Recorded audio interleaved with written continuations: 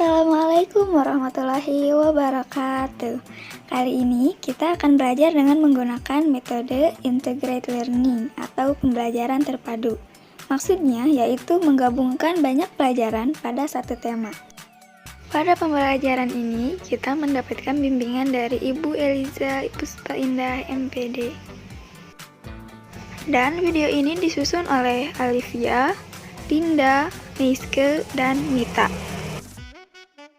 Materi yang akan kita bahas kali ini yaitu pengaruh globalisasi terhadap kesejahteraan masyarakat.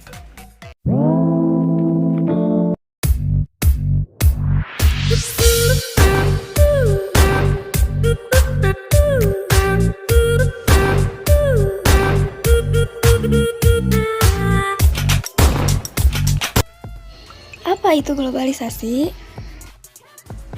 Globalisasi berasal dari kata global yang artinya dunia dan lisation yang artinya proses. Singkatnya, globalisasi adalah proses di mana semua penduduk di dunia bisa saling terhubung tanpa batas wilayah dan kebangsaan. Globalisasi dapat memberikan dampak yang positif maupun negatif.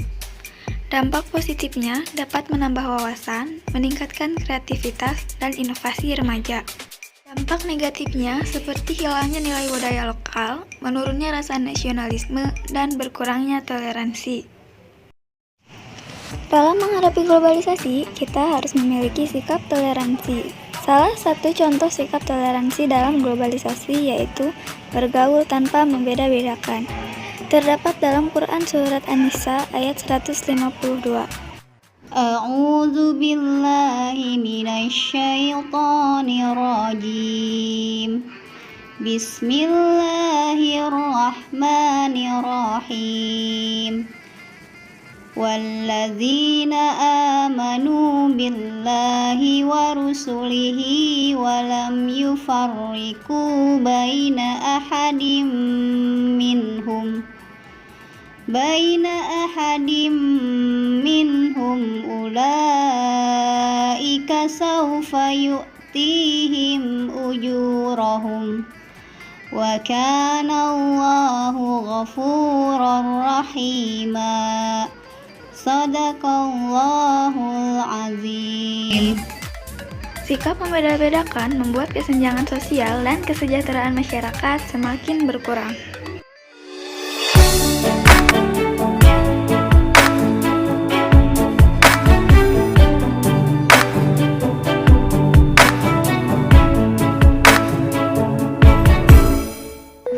Kesenjangan sosial yaitu bentuk fenomena sosial yang berlangsung di masyarakat dan ditandai dengan adanya perbedaan yang sangat mencolok dari kelompok masyarakat. Kesenjangan ini disebabkan adanya perbedaan yang sangat tinggi dalam berbagai masyarakat. Faktor paling utama yaitu materi. Ada kelompok yang memiliki penghasilan tinggi dengan gaya hidup mewah. Ada juga kelompok yang berpenghasilan minim dengan gaya pas-pasan.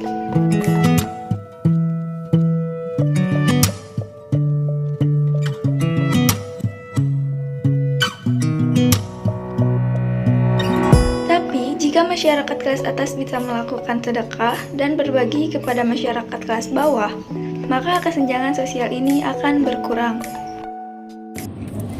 Nah, di masa pandemi ini, kemiskinan menjadi meningkat. Berikut merupakan data jumlah dan presentasi penduduk miskin dari tahun 2013 hingga tahun 2020. Dilihat dari data statistik tingkat kemiskinan pada bulan Maret 2013 hingga September 2013 mengalami peningkatan sebanyak 0,10% dari 11,36% hingga 11,46%.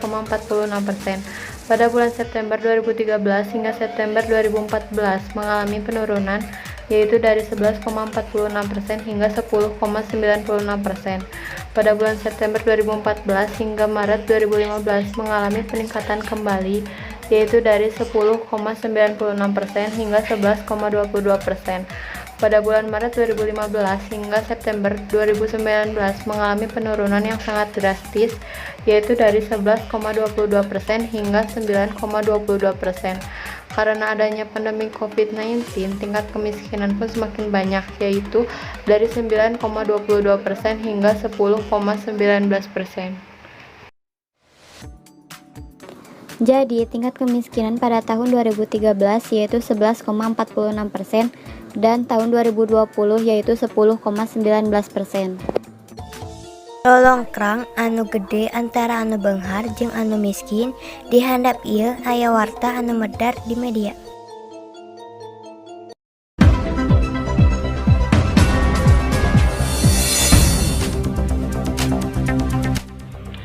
Assalamualaikum warahmatullahi wabarakatuh. Sampurasun. Wilujeng anjing mitra sedaya tepang di serasem kuring penindak ceti dina program Warta Sunda TV. Sababaraha warta anu lebet ka redaksi Sunda TV. Masih dugikeun dina samanit papayeun. Pemirsa, nyanggakeun iber salam kapna. Sapertos anu didugikeun ku Brigadir Jenderal Paul Fadil Imron dina ceramah umum anu diayakeun di Aula Ahmad Dahlan. Demografi Indonesia masih dikuasaan ku jalma kelas handap. Teu sami dina kamaslahatan disebabkeun ayana celah antara jelema beunghar jeung jelema miskin. People who have a good economy will find it easier to access facilities and meet the needs of life.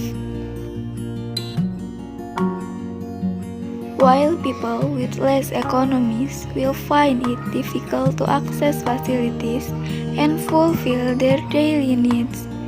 If this is the case, there will be social inequality. Salah satu upaya meminimalisasi kesenjangan sosial yaitu dengan cara memanfaatkan limbah kain perca. Contohnya membuat sarung bantal, taplak meja, dan didesain dengan rapi.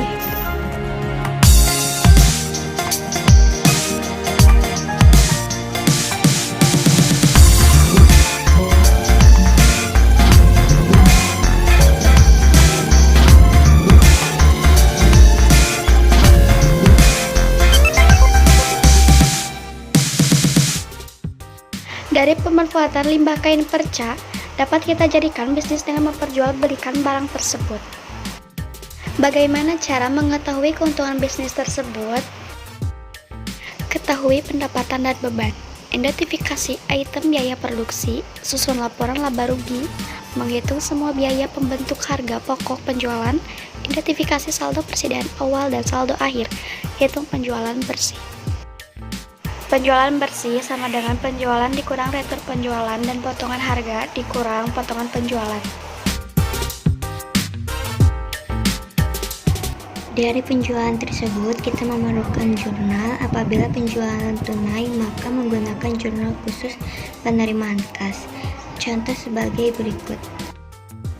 Jurnal penerimaan kas adalah jurnal khusus yang digunakan untuk tujuan pencatatan kas yang diterima oleh suatu bisnis dari sumber manapun.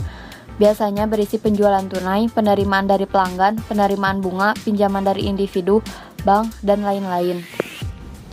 Seperti yang ditujukan pada contoh jurnal ini. Pada jurnal tersebut, tanggal 5, 18, dan 25 dimasukkan ke kas debit dan penjualan kredit.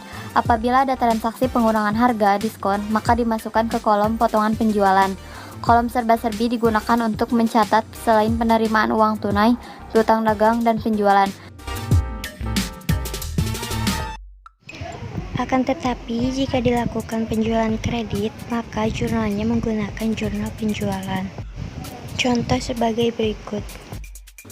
Jurnal penjualan merupakan jurnal khusus yang digunakan untuk mencatat semua transaksi penjualan barang yang dilakukan secara kredit dan menyebabkan terjadinya penambahan pada akun piutang dagang dan penambahan penjualan. Selain pemanfaatan limbah kain perca, bidang olahraga ternyata juga dapat meningkatkan kesejahteraan masyarakat. Semakin orang sejahtera, aktivitas berolahraga akan semakin beragam karena didukung dengan kondisi finansial yang bagus.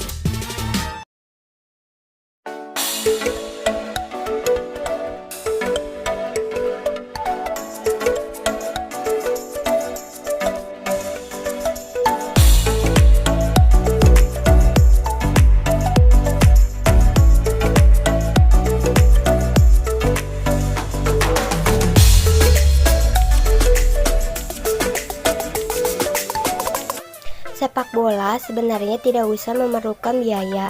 Namun bila pertandingan yang profesional, olahraga ini biayanya bisa terbesar dari aneka cabang olahraga lainnya. Untuk mengelola dan menghidupkan sebuah klub sepak bola bisa memakan biaya miliaran rupiah.